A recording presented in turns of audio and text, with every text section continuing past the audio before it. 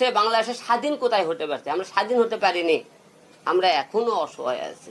আমি ভাই রাজনীতি ছেড়ে দেব। কি রাজনীতি করে জনগণ আমাকে দালাল বলে। যেখানে অন্যায় হয় সেখানে আমি হিরো আলম যাই। আমি খুব গরিব ঘরের সন্তান, আমি বাপ মায়ের একমাত্র সন্তান। আমার ভাই পরিবারে আমি ছাড়া কেউ নাই।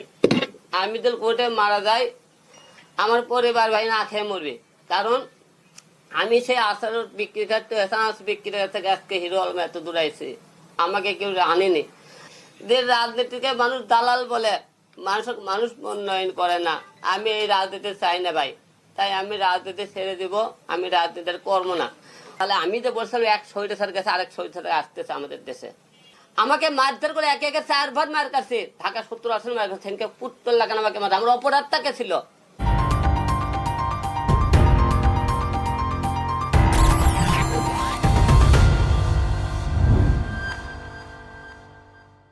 যে আমি একটা কথা সবাইকে বলতে চাই যে আমি জীবনে হয়তো মনে করেন মানুষের কি করছে আমি জানি না, আমি ভাই রাজনীতি ছেড়ে দেব। আমি আপনাকে ডাকছি আজকে কি কারণে আমি রাজনীতি ছেড়ে দেবো একবারে। কারণ আমি কার জন্য রাজনীতি করবো? যে রাজনীতি করে জনগণ আমাকে দালাল বলে, জনগণের জন্য আমি মৃত্যু মার খাই। এবং দেখেন একটা জিনিস, আমি ভাই এই রাজনীতির জন্য কি না করছি। আমি নিজের ইউটিউব থেকে কামাই করে, আমি এর থেকে একটি একটি টাকা জড়ো করে আমি বন্যার্থ মানুষের পাশে দাঁড়াই। আমি তো রাজনীতি করতাম তাহলে আমার এলাকায় মনে করেন লোকজনের কাছে খালি বন্যা দাঁড়াইতাম। আমি সারা বাংলাদেশের মানুষকে ভালোবাসি। যেখানে অন্যায় হয় সেখানে আমি হিরো আলম যাই। এই ছাত্র আন্দোলনের মধ্যে আপনি দেখেছেন আমি মানুষের পাশে, ছাত্রদের পাশে ছিলাম কিনা? ছিলাম না। তবে আমি আপনাদের কাছে আজকে একটা কথা বলতেছি ভাই, আমি খুব গরিব ঘরের সন্তান, আমি বাপ মায়ের একমাত্র সন্তান। আমার ভাই পরিবারে আমি ছাড়া কেউ নাই। আমি তো কোর্টে মারা যাই, আমার পরিবার ভাই না খেয়ে মরবে। কারণ আমি সেই আচার বিক্রি করতে বিক্রি থেকে আজকে হিরো আলম এত দূর আইছি, আমাকে কেউ আনেনি। আমি রাজনীতির ভালোবাসি না, রাজনীতি করি না।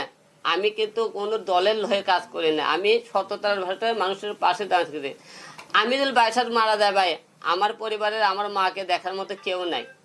আমি এই রাজনীতি করে কি করবো বলেন? কার জন্য রাজনীতি করবো?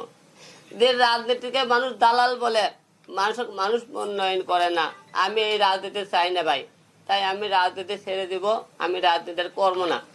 অনেকেই আমাকে অনেক রকম কথা বলতেছেন, অনেকে গালি দিচ্ছেন, আমি দালালি করতেছি। আমি ভাই আপনার কাছে ডাকতেছি, আমি জীবনে রাজনীতি করবো না। কারণ আমি কষ্ট করে কামাই করে মানুষের পাশে দাঁড়াইছি, আমার এটা অপরাধ। আমি সত্যর পথে কথা বলছি, অপরাধ। বিএনপির লোকেরা অন্যায় করলে কেউ নাই। আমার সামনে ভাই আমাকে যেদিন মারধর করে, আমি তখন মেডিকেলে ছিলাম, বিএনপির লোক মিজান নামে লোক একটা কূপ মারছে আমাকে মহাস্থায়। সেখান থেকে তার পাশে আর একটা লোক ছিল, সেই লোক মনে করেন পাশে তাকে মেডিকেলে বিএনপির লোকটা কুপিয়ে কুপিয়ে মারছে ভাই। বিএনপির লোকেরা আমাকে বগুড়া মেডিকেলে। তাহলে একটা দল ক্ষমতা আসেনি, তারা কুপিয়ে মারতেছে তারা।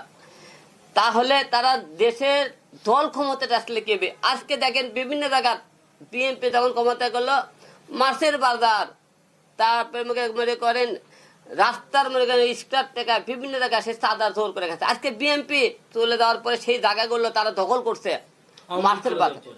আওয়ামী লীগ চলে যাওয়ার পরে বিএনপি সেই আমাকে মাছের বাজার, ফুটপাটের জায়গা, তারপরে মানে যার যে বিল্ডিং ছিল মুখে সাহেব আওয়ামী লীগ দিলে সেগুলো তারা দখল করছে। তাহলে আপনারা বলেন দেশ স্বাধীন হচ্ছে কোন জায়গা?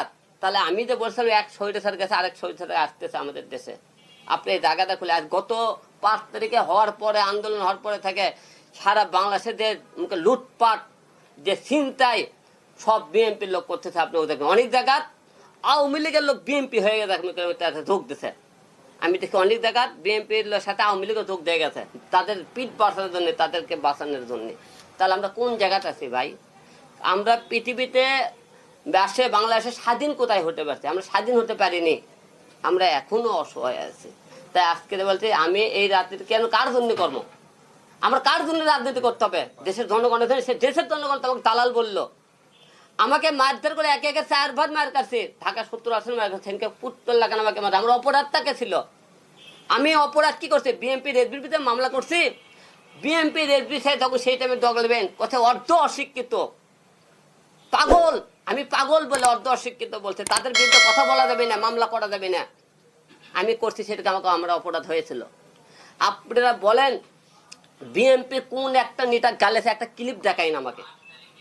আওয়ামী লীগের কোন নেতা গালেছে আপনারা ক্লিপ দেখবেন, তাহলে আপনারা এই জিনিসটা বলবেন আমি কোন আমার অপরাধটা কোন জায়গা। তাই আপনাদের সবাইকে বলতেছি আমি বিএনপির রাজনীতি যে কোনো জায়গা মানুষ আজ থেকে হিরোল বন্যার্থের মধ্যে মানুষ যাতে বন্যার্থের মধ্যে হিরোল মানুষ আর দাঁড়াবি না। আমার সামনে কেউ মারা গেলে আমি চাই থেকে দেখবো, কারণ কি জানেন আমাকে যতবার মারছেন কে বিএনপি সেনকে ওটি যে যতক্ষণ মারছে পুলিশ ছিল, ওটি পুলিশ কিন্তু উপর থেকে আমাকে মারামারি দেখছে, ওটি আদালতের পাওনে নিচে পক্ষে 400-500 লোক দাঁড়িয়ে দাঁড়িয়ে দেখছে। যে দেশে 8-10 জন ছেলে পেলে আমাকে পুতলার পাটির মধ্যে মারে, মানুষ আগতে আসে না, সেই দেশে মানুষের জন্য আর উপকার করার দরকার নাই।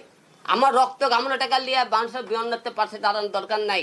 আমি দাঁড়াতে চাই না কারো বিদ্যার, কেউ মলেও আমি আর দেখবো না আমার সামনে। কারণ কি জানেন এখন আমার মরে গেলে আমার পরিবার একটু ভাত পাবে না, আমার তো বৌসল না খেয়ে থাকবে, তাহলে আমি তাদেরকে দেখবো, মানুষও দেখবো কেন? প্রতিবাদ করার দরকার নাই, কারণ এই রাজনীতি একতরফা। যখন আপনি বিএনপি ক্ষমতায়, বিএনপি রাজত্ব, আওয়ামী লীগ ক্ষমতায়, রাজত্ব ক্ষমতায়, জনসাধারণের কোনো মূল্য নাই, আমরা মূল্যায়ন পাইনি, ভবিষ্যতে পাবো না। এই জন্য আজকে বললাম আপনাকে ডাকছে, আমি এই রাজনীতি ছেড়ে দিলাম এবং মানুষ অসহায় মানুষের দাঁড়া ছেড়ে দিলাম। অন্যায় করলে প্রতিবাদ হিরোল মাছ থেকে বুবু হয়ে যাবে, কথা বলবে না।